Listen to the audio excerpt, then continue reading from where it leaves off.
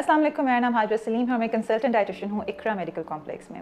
आज की वीडियो में जिस तरह मैंने कहा था कि हम मिसकैरेज के बारे में बात करेंगे और उसके बाद आपने कैसी डाइट लेनी है। सबसे पहले एक जनरल वीकनेस की कंप्लेन होती है मिसकैरेज के बाद। उसके बाद ब्लड लॉस की वजह से एचपी और आयरन के लेवल्स कम होते हैं। ग़िज़ा से हम बहुत अच्छे तरीके से मिसकैरेज में जो न्यूट्रिएंट के लॉसेस होते हैं उनको मेनटेन कर सकते हैं। इसके लिए आपने कैसी डाइट लेनी है, आज मैं आपको इसके बारे में बताऊँगी। सबसे पहले हमने आयरन रिच फूड्स का इंटेक करना है अपने एचपी लेवल्स को और आयरन के लेवल्स को रिस्टोर करने के लिए। अब आयरन रिच फूड्स कौन से हैं?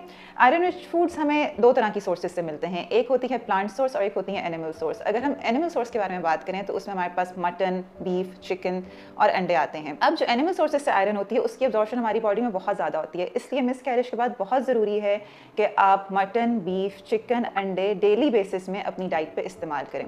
अगर मैं बात करूँ प्लांट सोर्सेज के बारे में तो प्लांट सोर्सेज में हमारे पास जिस तरह हरे पत्तों वाली सब्जियाँ आ जाती हैं, पालक हो गई, ब्रोकली हो गई, इसका इस्तेमाल बहुत ज़रूरी है। इसके साथ साथ दालों में लोबिया जिस तरह हो गया, लोबिया, काले चने, सफ़ेद लोबिया, लाल लोबिया, जितनी हमारे पास दालें हैं इन सब में भी आयरन की मिकदार अच्छी होती है। ये प्लांट सोर्सेस हमारे पास, हम इनसे आयरन कंज्यूम कर सकते हैं। नट्स में आयरन होता है, ड्राइड फ्रूट में आयरन होता है। अगर मैं फलों की बात करूँ तो जिस तरह खजूर में आयरन की मिकदार बहुत अच्छी है, इंजीर में आयरन की मिकदार बहुत अच्छी है।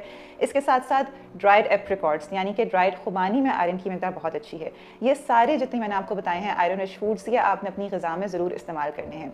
एक मिसकंसेप्शन के बारे में यहाँ पे बात करना चाहूँगी। जब भी आपको डॉक्टर कहते हैं कि आप में आयरन की कमी हो गई है तो फिर लोग यहाँ पे सेब का इस्तेमाल करना शुरू कर देते हैं।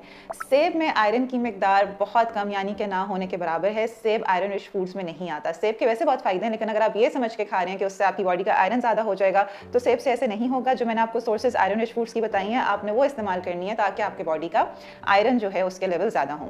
इसके साथ साथ आपने विटामिन सी का इस्तेमाल करना है। जिस तरह आजकल मौसमी और सिट्रस फ्रूट्स बहुत ज़्यादा आ रहे हैं, ये विटामिन सी की बहुत अच्छी सोर्स है। ये आपने डेली बेसिस पे इस्तेमाल करने हैं और इसको इस्तेमाल करने से अगर आप कोई आयरन रिच फूड्स लेते हैं तो उसकी अब्जॉर्प्शन भी आपकी बॉडी में ज़्यादा होती है।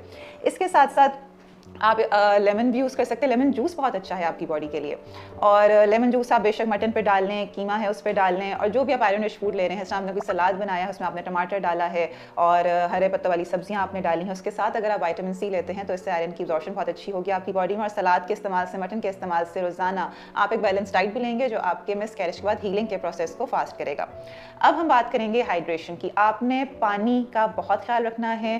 पूरे दिन में अब जिस तरह से गर्मी आ रही है आपने 10 से 12 ग्लास पानी के पीने हैं। अगर आपकी हाइड्रेशन अच्छी होगी तो आपकी हीलिंग भी अच्छी होगी। नींद बहुत ज़रूरी है इस सारे हीलिंग के प्रोसेस में, क्योंकि अगर आप रात को 8 घंटे की नींद पूरी नहीं कर रहे तो आपकी बॉडी की हीलिंग जो है वो अफेक्ट होगी। रात अल्लाह ताला ने सोने के लिए बनाई है ताकि आपकी बॉडी हील हो। अगर आपका स्लीप पैटर्न नहीं ठीक है तो फिर भी हीलिंग का प्रोसेस जो है वो डिले होगा और कॉम्प्लिकेशंस होंगी।